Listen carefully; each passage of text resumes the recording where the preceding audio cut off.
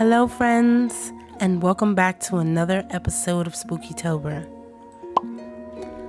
Tales from the Hood came out in 1995, and it was executive produced by Spike Lee, so you already know it was going to be a dope-ass horror movie. And it was all about this spooky trilogy of stories, like an after-school special kind of rolled up into one. And again, this was all about the 90s, where we were getting into a lot of African Americans were breaking into the horror genre. So this movie covered a lot of different things. It had 4 short stories that covered police brutality, slavery, all of these different things, but you never would have known it because it was so entertaining. It was mad funny. It had popular music from the day, popular actors from the day, and of course Clarence Williams, may he rest in peace. Boom. He was like the star. He shined so bright in this movie, and it made it where it became a hood classic even to this day. I mean, Sim's Funeral Home, like, hello. I've been waiting for you boys. You're invited to share their tale.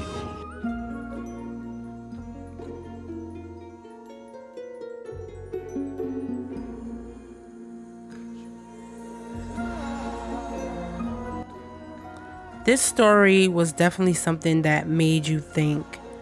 It was one particular scene, this scene here, with like the killer slave dolls that came to life and would literally rip apart this like racist, I don't even know what he was, politician guy.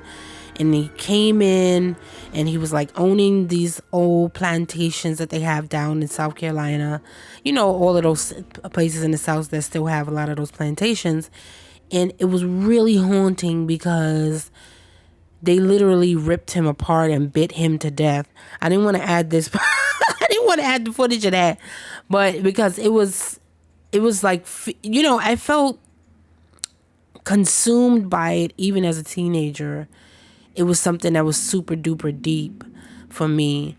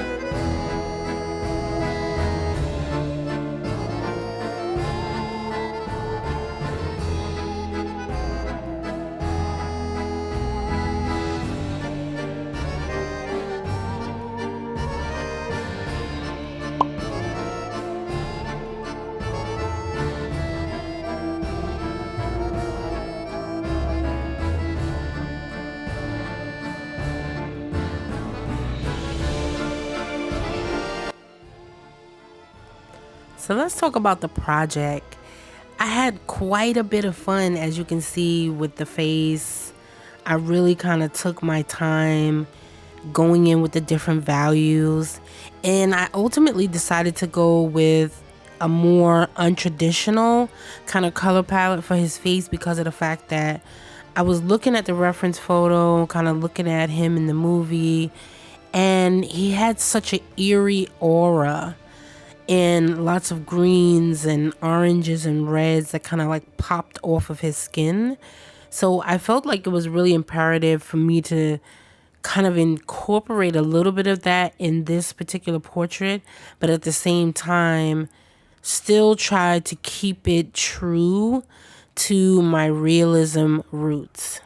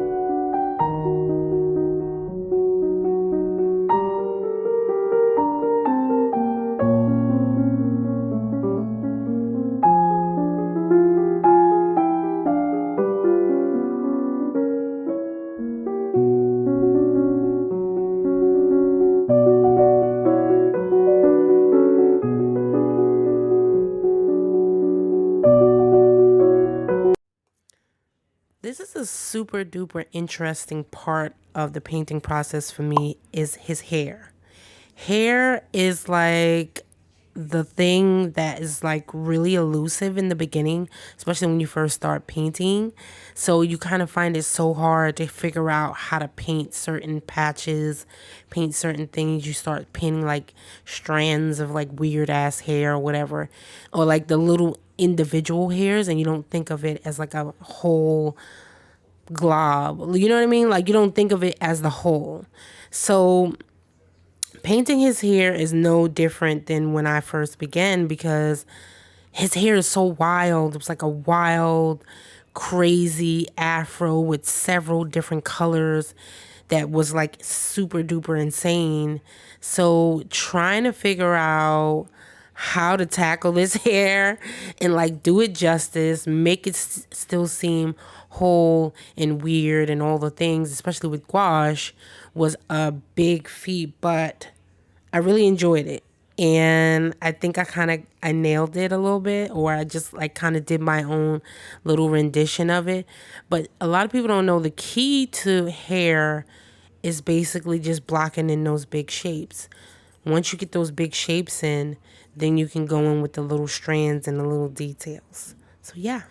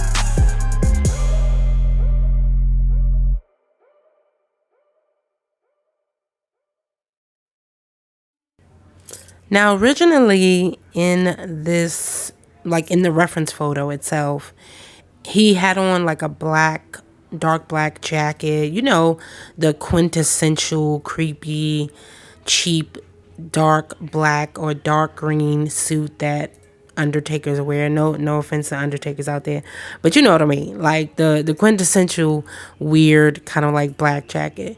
So I kind of struggled whether I wanted to do that or not because I really don't like to paint anything strictly black. And a lot of times when I do kind of mix a color together and it looks like it's black, it's not always black. It's really just a really dark blue. So that's really what I like to do when I'm kind of mixing a dark tone. So I struggled and I ultimately decided to make it like a rich, beautiful kind of royal blue to give him somewhat of a royal kind of feel, but at the same time still kind of make it dark and creepy.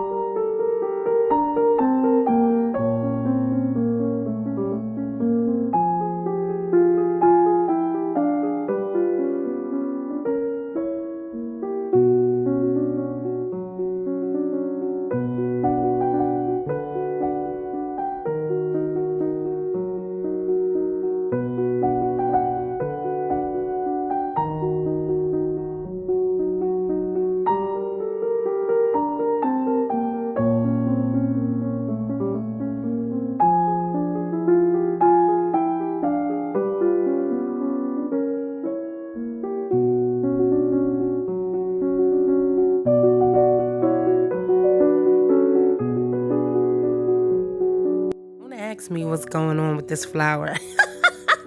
Just move on. Don't even look at it, because usually, you guys know I love flowers, and I consider I take pride in my flower painting, okay? But yeah, I don't know what was going on, but I was just like having such a hard time with this damn flower. But anyway, I moved on to the hands, and the dreaded hands. It's always, but you know what? I feel like the more you practice at something, the better off you'll be. The better you will get. It's like, you know, back in the day when you was a child, and your mom was like, "Practice makes perfect." It's the same thing, same concept with art. If you keep going, you do the same thing over and over again, you get better and better, faster and faster. And before you know, you're an expert. You're looking dope and beautiful, and everybody's loving you. Yes?